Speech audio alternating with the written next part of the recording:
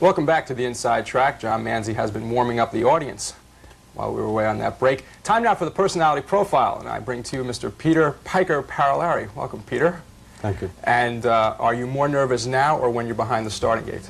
Now. Peter's definitely more nervous now. I've been promoting you as Peter Piker Parolari. Your name is also a little bit difficult to say. Why the name Piker? How did you get the name, and what does it mean? That's because I go to the front most of the time. That's okay, you just coughed. Peter Piker Parolari, Piker meaning going right down the pike. Right down the pike. When you leave from the starting gate, to those who don't know, you just like to go right to the front. I like to go to the front most of the time, most of my horses. I'm comfortable there, they're comfortable. Now that's an aggressive way of driving. Have you always driven like that? Mostly. Is there someone who you modeled yourself after? In other words, some guys like to, I would think, lay back a little. You, though, like to go right to the front all the time. I modeled myself on myself. Modeled yourself on yourself. That's just how it is. Yep. When did you start with horse racing and harness racing? Give us a little history of the Piker. I started about 1972, 71. I've been driving for 8 years.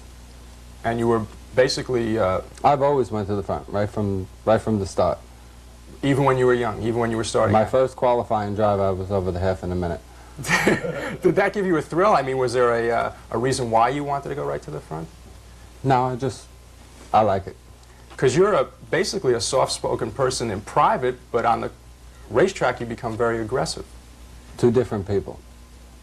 Are there any races that stick out in your mind as when you went right to the front and you just look back and you said, this is a great ride, there's just no problem here? No. No.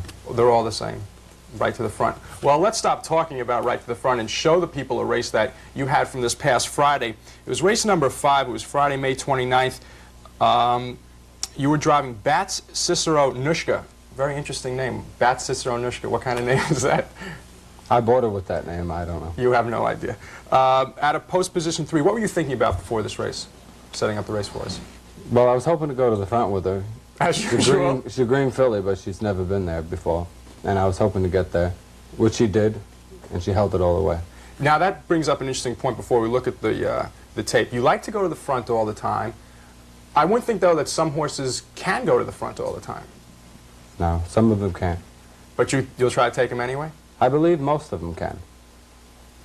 If, depends upon how you get them out of there, how the driver gets them out of the gate.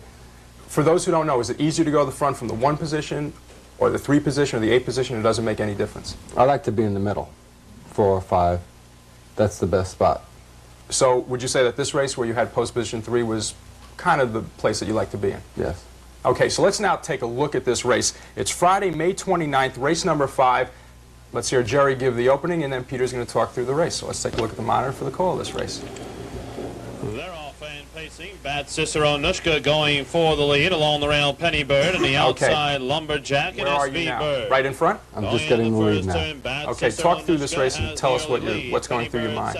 Well, I'm hoping that she stays pacing, because she has made breaks. And right now she feels real good to me. Now, are you looking behind you, or do you know what's behind you at this point? No, I hear a horse coming right about now, and I open her up a little to put him in behind me. Okay. So I hear him coming, and I want to put him in behind me because I want the front. Now, that's the 6th horse in the 2nd position right now? So he tucked right in behind me, right there. Is everything going according to schedule right now? Perfect. I have everyone lined up. Is that a game plan beforehand to get the front and just have those horses behind you? So Sure. Well, my idea is to get everyone seated this way, then out of my way.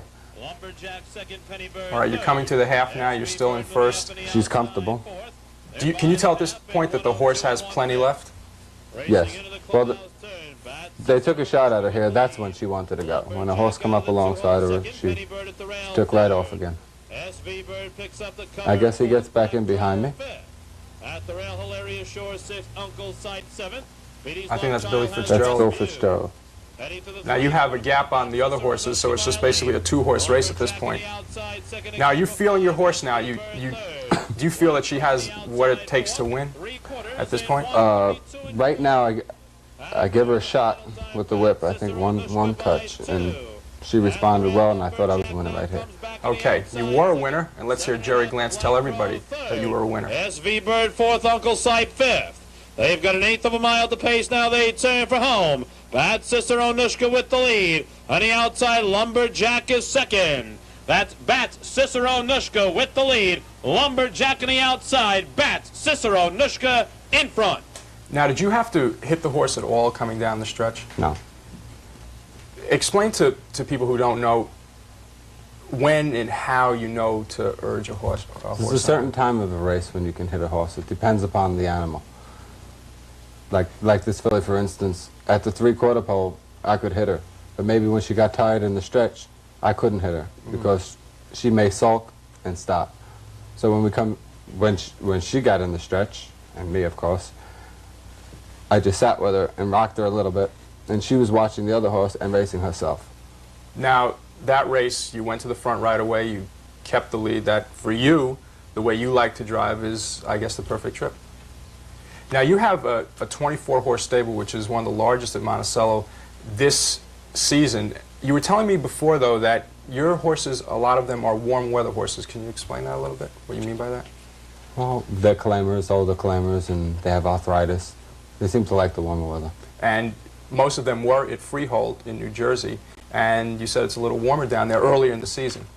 Well, I was doing real good the last month of Freehold, and then I started off real good here. Monticello first week and a half. You were hot. Then they tailed off. It was kind of cold that night for them. Now as the summer comes on, they'll do well. I'll do well. You've said previously that you enjoyed coming to Monticello, that it was a good change of pace for you. Is your progress the way you expected it to be at this point? Yes. You have, I believe, 6 or 7 wins on the season. Do you think maybe you'd have more at this point, or have your horses been Well, I responding? would like to have had more. Everybody would like to have more. I should have had more.